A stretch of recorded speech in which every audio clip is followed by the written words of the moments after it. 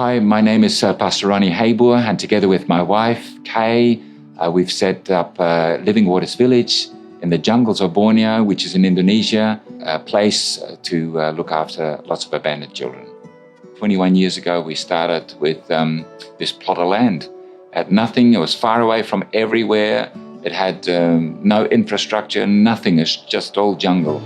And whereas now it's a town. It's now a town with roads we built.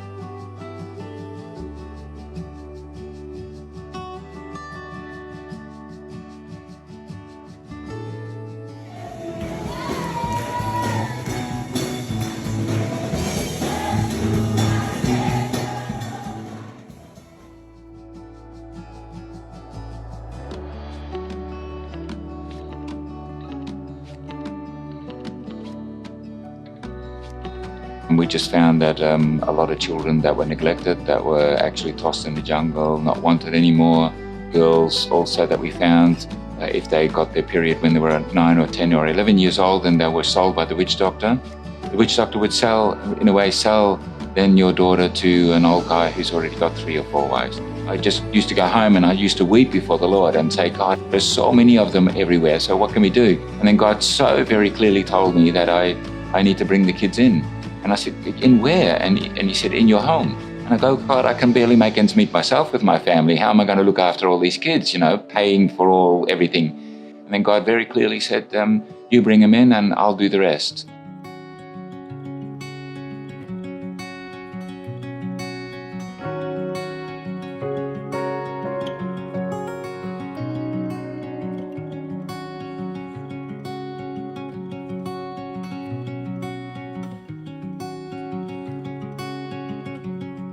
When God told me to prepare a place for 1,000 neglected kids and build schools for 2,000, well, I said, okay, God, if you want me to do that, well, this is what I want from you.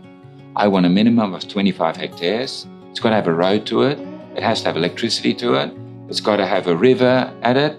It's got to have springs on it. It's got to be high enough that it never floods. Now, I didn't have any money whatsoever. I didn't have anything, but I just had faith.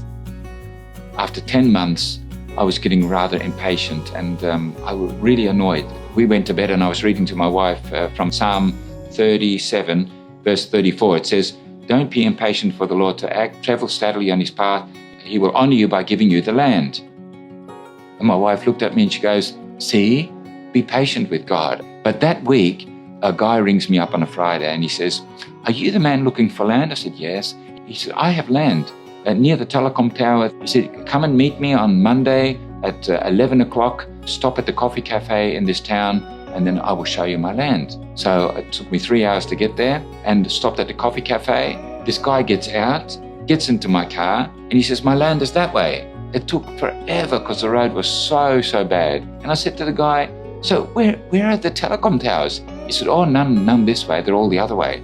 I said, well, you said you had land near a telecom tower. He said, oh no, I never said that. I said, yes, you did. I vividly remember you saying you've got land near a telecom tower. He said, no, not me. I said, you're the guy, right, who rang me up on Friday to say that you got land. He said, no, I never rang you. I said, why did you get in my car when I stopped there near the coffee cafe? And he goes, I remember this car. He says, looking for land. I've got land and it's that way. And I go, oh no, I got to go back. There's somebody waiting for me to show land that way near the telecom tower. And he goes, no.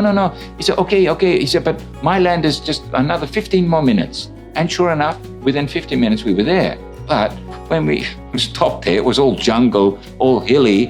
And of course, you can't see a thing because it's all jungle. So I had to climb a tree. And so I'm climbing a tree. And in the tree, there God says, Ronny, this is the land that I want to give you. And I go, what? I didn't know whether I should laugh or cry or I just was absolutely perplexed. And so the man then was down below there and he says, how many hectares do you want? And I go, well, 25 hectares. But I didn't tell the guy I didn't have a cent. I didn't have any money. But just a week before we were about to buy it all the money came into our account. Not too much again, not too little, just enough to pay all the land. But the guy who actually rang me up never rang me again. I never heard from him again. So I still believe that it was God who rang up, an angel of the Lord or somebody, to get me there because he knew that I wouldn't have gone out there. I just would not have gone out there because the road is so terrible. And so God had to come up with a scheme to get me There, now we've got 300 hectares, so about 800 acres.